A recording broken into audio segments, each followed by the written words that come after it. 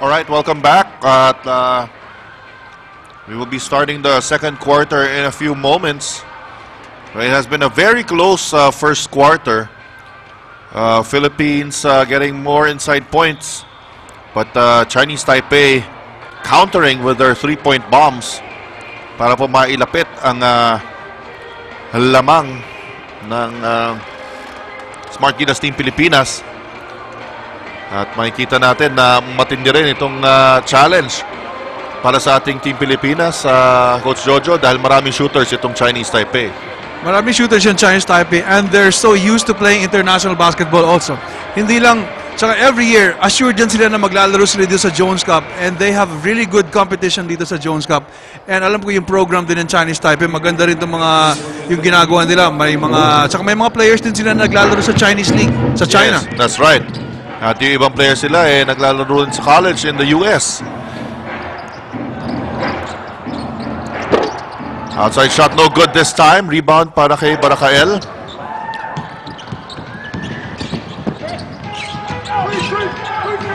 So far we haven't seen Lassiter yet on the floor. That's right. Here's JV Casio. JV Casio, Mintes. And let's see, a foul is called against Asita Olava. So this is the problem here that I'm seeing.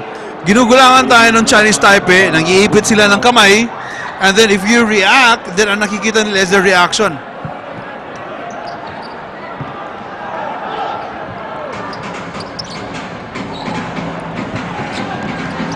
All right, let's see kung keep the composure itong ating Smartgilas Pilipinas. Casio with a good rebound here. Nice pass and a finish para kay Chris Chu. 6-point lead now para sa ating Smartgilas Team Pilipinas. And a foul is whistled on Mac Baracael. Kaya ito si JV Casio, tumataas at tumataas yung stock ni JV because of what he can do.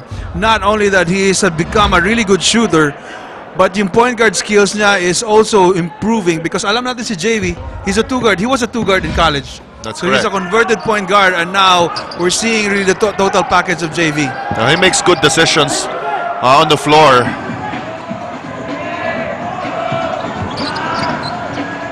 Right now, ito na yung dribble drive attack dito ng Chinese Taipei, and another foul is called against Team Pilipinas. You have no excuse. You got the guy bottled up. Wala na actually pupuntahan yung player na yan, but if you reach in last second, tatawagan ka talaga ng foul there. Sabihin mo, bola, ref, bola. Pag once nag-reach ka, palagi may reason yung referee na tatawag sa iyo ng foul. Yan, dalawang fouls na para dito kay Mac Baracael.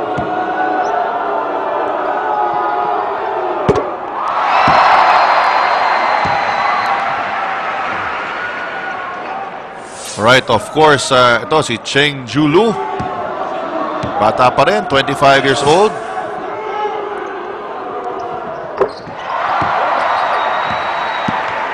Knocks down both free throws.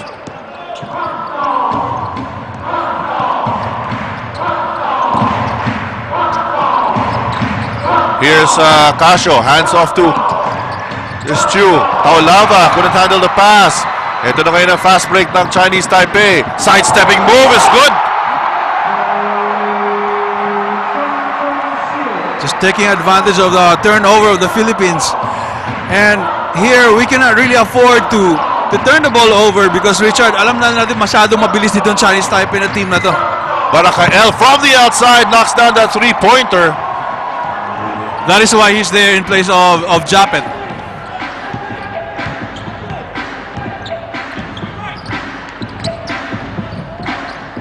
Both teams shooting pretty well from beyond the arc. Another foul. Nako, pangatlo na to para kay Mac Baracael. Now they have a problem. Is he gonna bring back si Japet and then parang magkakaroon lang siya ng konting mahirap lang umiscore ng konti because si Baracael will bring points to you. But again, si Japet, he brings defense for your team. So baliktad yung talent ng dalawang players.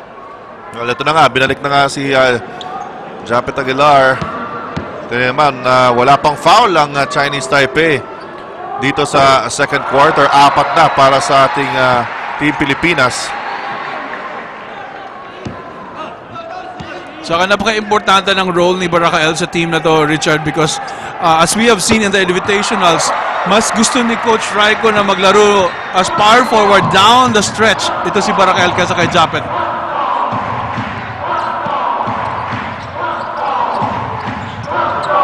Here's a kick out corner shot for JV Casio. Is good. He's not gonna miss that much. Once you give this guy an open shot, most likely he's gonna make it.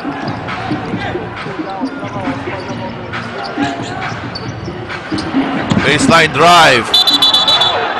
Traveling. Tinawag against Taipei. Ito makikita natin na maganda yung depensa ni Lassiter dito. Nakita ko yung coach nila, Richard. I think he was signaling a one. I think they're going back to man-to-man defense. Here's Lassiter. Hesitation move. Fades away. Does not get the bounce.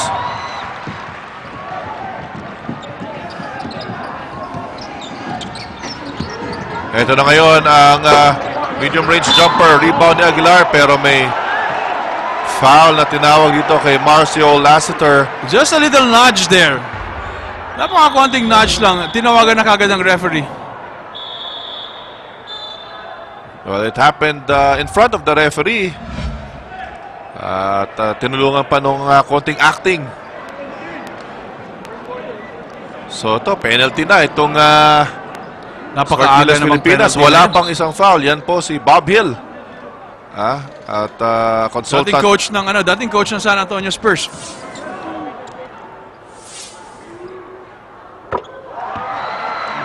So ito pong Chinese Taipei nakakadikit dahil sa kanilang mga free throws na tinitira. This is going to be the danger here. 7 minutes to go and they're already on penalty. So you cannot be really aggressive on defense. So kailangan, ang problema dito pag maglalamya-lamya ka na, medyo soft ka na, mag-iingat ka na, doon baka mag-take advantage yung Taipei doon sa sitwasyon na yun. Aguilar, open shot is good. A little bit hesitant on that shot but he was able to make it. Nakaagaw pa dito ang Team Pilipinas. Ito ngayon si JV Casio. At yun, tumawag din.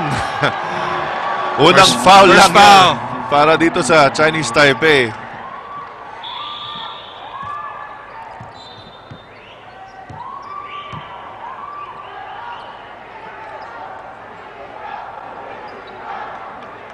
Marami-raming turnovers na para dito sa Taipei. Backdoor play! At may foul na tinawag. Now we mean 2 free throws para dito kay Japet Aguilar. We have that in our pocket. Yung Smart Gilas yung playing in for Japet. Just taking advantage of athleticism. Tingnan mo naman yung kay Japet. Yung siko niya yung tumama doon sa ring. Siko na ba yun? Siko ni Japet. Kung tayo yun. Yung maabot ba natin yung ring? Kahit yung buhok mo, hindi aabot. Yung kuko, malamang. Grabe yung athleticism nitong si Japet Aguilar. Finally, he's playing healthy. I think that's the bottom line. I think he's healthy now. So nakikita na natin kung gaano kalakas tumalon doon si Japet. Ito na po ang lamang ng ating Smart Gilas Team Pilipinas. But we have to watch our fouls.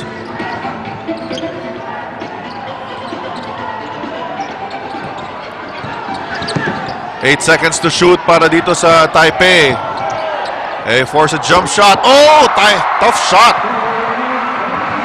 Wala kang masasabi sa depensa doon. Wala kang masasabi sa depensa. That's the best that you can do. Minsan, the best offense is not going to be enough for any good offense. Lassiter loses the leather. Ito na ngayon maatake ang Chinese Taipei. Open look na naman. Late challenge by Taulava pero good effort.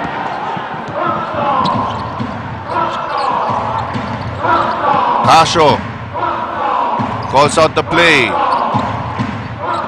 Ginamit ang screen ni Taulava. Aguilar. That was the problem there. If that was Barakael, Titira na niya. he will take that shot. Great incursion para dito kay Chris Chiu. At ito, sunod-sunod na nagiging foul dito ng Chinese Taipei. Makikita mo dito yung galaw ni Chris Chiu. Ang ganda ng screen na binigay doon ni Asi Taulava. Saka ang ganda ng hesitation ni Chris. So akala ng defender was he was gonna pull up for that shot, but then he had that hesitation and went straight to the basket. So Wen Ting Cheng natawagan ng foul. Taulava being a good role player dito sa koponan ng Smart Gilas. At ito na, balik na sa aksyon itong si Marcus Douthit.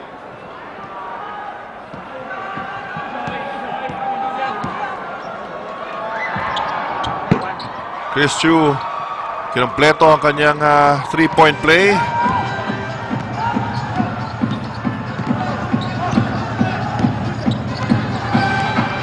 Five and 25 natitira sa ating first half. And look at Coach Raiko Toroman. Referees nagre-react sa pagka-arte ng players ng Chinese Taipei. Akala ko dapat hindi na nila tinatawagan to yung usually mga flop sa international competition, because what happened there was they're going into one direction tapos tumigil lang siya ng konti, bumangga lang tapos umarte na.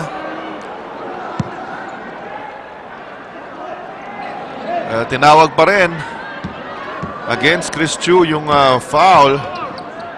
So more free throws para dito sa Chinese Taipei. Well, ito yung mga challenges na kailangan i-overcome ng ating Smart Gilas Team Pilipinas playing international basketball. Right. Dapat wag lang sila mabikon. Okay lang, just continue to play and kind of tell the players, sabihan lang sila na we expect this, okay? So dapat wag na tayo magreklamo. Just like playing in Ginebra. So alam natin na we're not gonna get most of the calls, but again, we expect that. Pero maganda rin ang ginagawa dito ng Smart Gilas Pilipinas. Sila rin umaatake sa basket and they're getting to the foul line. Ay, obvious naman yung foul na yan. Hindi mo na kailangan umarte pa. So Aguilar ngayon susubok kanyang free throws. Po Chen Chu, 21 years old lang. At si Chris Chiu nagpapaliwanag sa referee.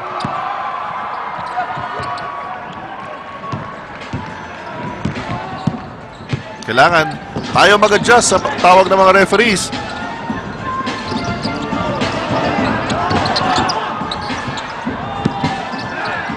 Uy, nalibre.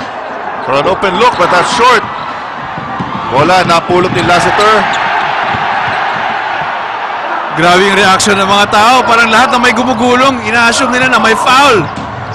Nice extra pass. Aguilar, binangga. Nice play by Chris Chiu. Nice play. Not forcing the issue and looking at jump and cutting from the opposite side. Ito naman yung coach ng Chinese Taipei. Naghahanap ng traveling. Tingnan natin to. Paano naging traveling yun? Eh, binangga nga siya. Hindi pa nga nakaka-set yung paa. O pati si Coach Bob Hill, traveling daw.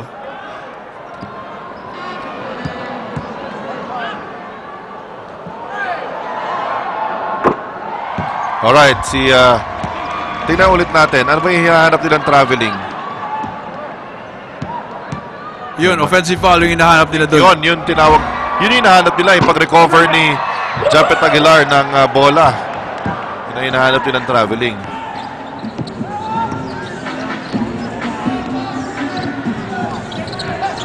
So far, Philippines playing well. Ito na ngayon. Could have been traveling as well. Tapos yung tira. Ito na si Chris Chiu. Casio looking inside. Hindi pa maibigay dito kay Douthit. Tumawag ng play. JB Casio. Ngayon na ibigay kay Douthit. Pero masyadong malakas. So, turnover here para sa Team Pilipinas. Alam na JV na mali yung pasa niya because two guys rotated on Douthit when he rolled to the basket. Again, they're anticipating the role of Douthit, dalawang tao, And then, the other guy, si Japet, is popping out. Again, if he gives it to Japet, siya actually malilibre na, but then again, he's not gonna take that shot. Hindi niya titira. Yeah, he has to get 1 dribble or 2 dribbles in to take that shot. Problema nga si Barakael naman may 3 fouls na.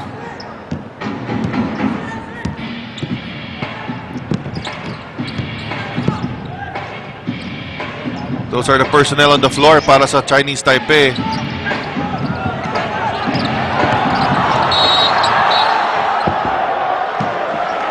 Once again, a foul called against Marcio Lassiter. Parang alam mo na anytime pipito na eh. Kasi yung mga tao nagsisigawan na, isolation, isolation. So nag-aantay na lang yung mga tao na pipito. Ayun, yung pagkapit doon sa jersey ang natawagan.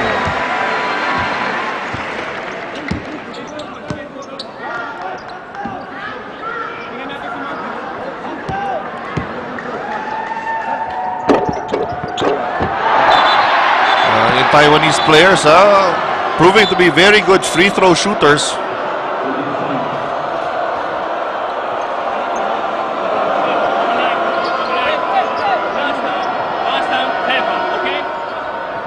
Okay, warning binigay rin dito kay Japet Aguilar kasi pasok na tinapik pa niya palabas. Sabi ni Coach Raiko, sige, alam ko, bumalik ka na doon, mag-referee ka na. They go to the post dito kay Marcus Doughtit. Walang double team pa rin. There's a kick out. Nagsusona itong traveling tinawag kay Doughtit. Nagsusona itong Chinese Taipei pag yung bola sa poste. But for me, the most important thing here, Richard, is just to keep their composure. Kasi alam naman natin na, again, maraming mga kalokohan gagawin yung Chinese Taipei. And again, gusto na nila take advantage yung opportunity na nasa home court sila. So for as long as we keep our composure, we will be okay. Okay, pinapapalakpak ng tugtog yung mga crowd. Sabi, clap your hands. Pero hindi pa sila happy and they don't know it yet. Kaya hindi pa sila nagka-clap. So one thing I don't understand here. Okay, alam natin na early on penalty situation na yung Pilipinas. But then again, hindi pa rin nagbabago ng defensive Pilipinas. They still defending a little bit more than aggressive. Yes. So, para sa akin, atras ka na lang muna ng konti kasi kung fa-foul ka na lang dito, so puro free throw na lang yung ibibigay mo.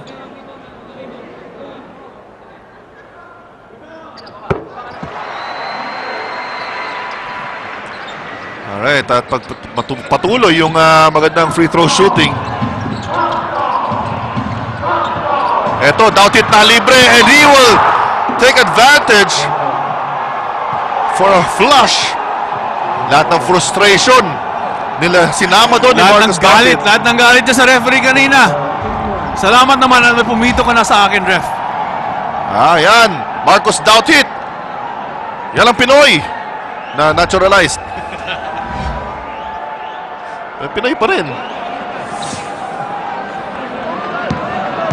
Okay, 7 ang lamang ngayon ng Smart Gilas Team Pilipinas.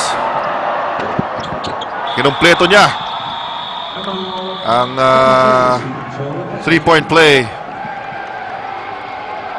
At napatawag na isa pang timeout. Team Pilipinas rising to the challenge here. Standing their ground against Chinese Taipei. Lamang po ng 41-33. We'll take the short break.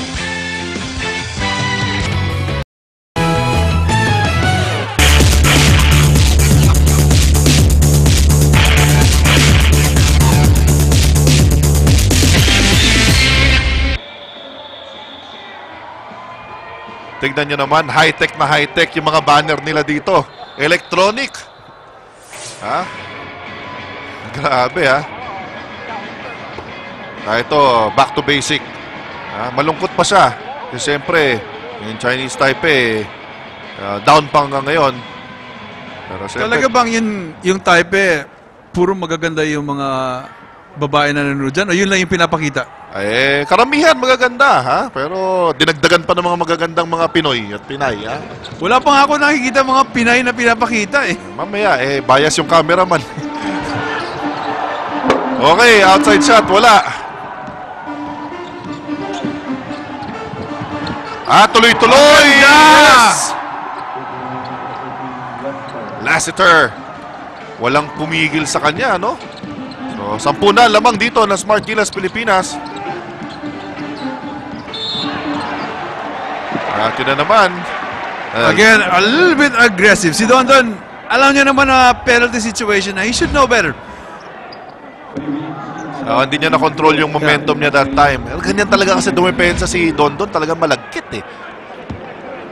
Well, veterano rin si Dondon. I think he should know better. Pag gano'n na masyadong yung mga referee about calling the fouls, dapat huwag ka muna maging aggressive masyado. Chi Chen Lin.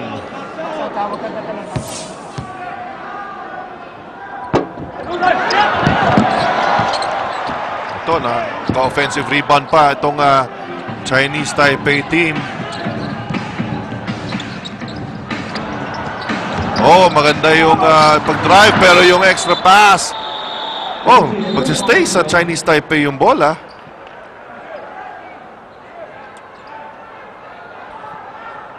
"12 seconds to shoot para dito sa Taipei.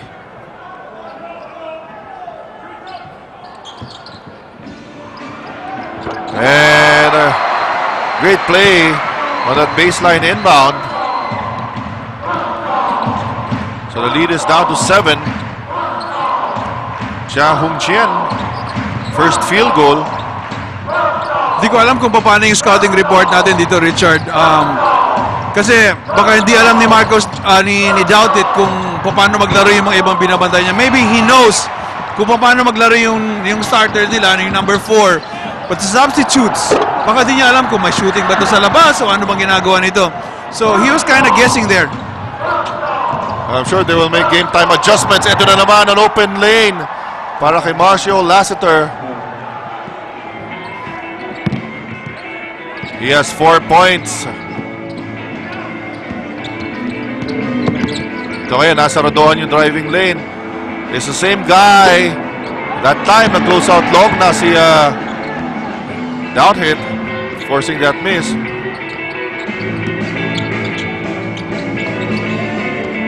Lassiter ngayon.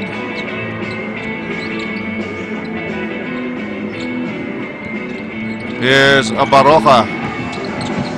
Nice kick-out pass. Ontiveros wide open. Wala. Pero maganda yung tiro na yun para sa Team Pilipinas. Yeah, it's a wide open shot. Alam ni Mark Baroka na nandun si Dondon on the opposite end. Oh, that's an offensive foul. Akala niya hindi siya pipituan ng offensive foul. Sobra-sobra na yung tulak niya dun, ha?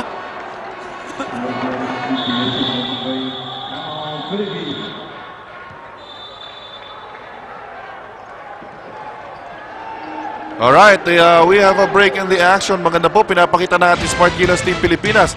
Sana magpatuloy yung kanilang magandang nilalaro. Lassiter with a nice drive for a bucket. Lamang pa rin po ang Pilipinas, 45-36.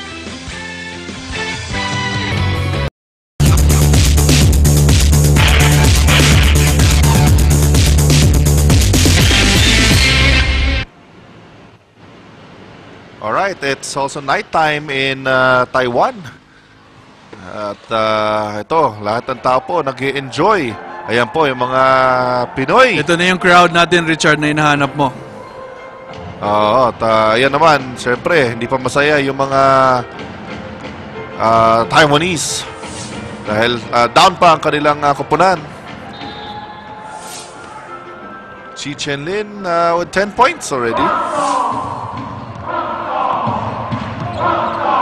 Under a minute remaining sa ating pong first half. Itong Chinese Taipei sticking with their 2-3 zone. Magandang ball movement para sa Team Pilipinas. Hindi lang ma-connect ni Dondon Ontiveros pero nandyan si Japet Aguilar. That's the problem of employing or doing a zone. They're doing a matchup zone there in that situation. And then, pag alam naman natin pag zona, Richard, maraming gaps for offensive rebounding. That's correct.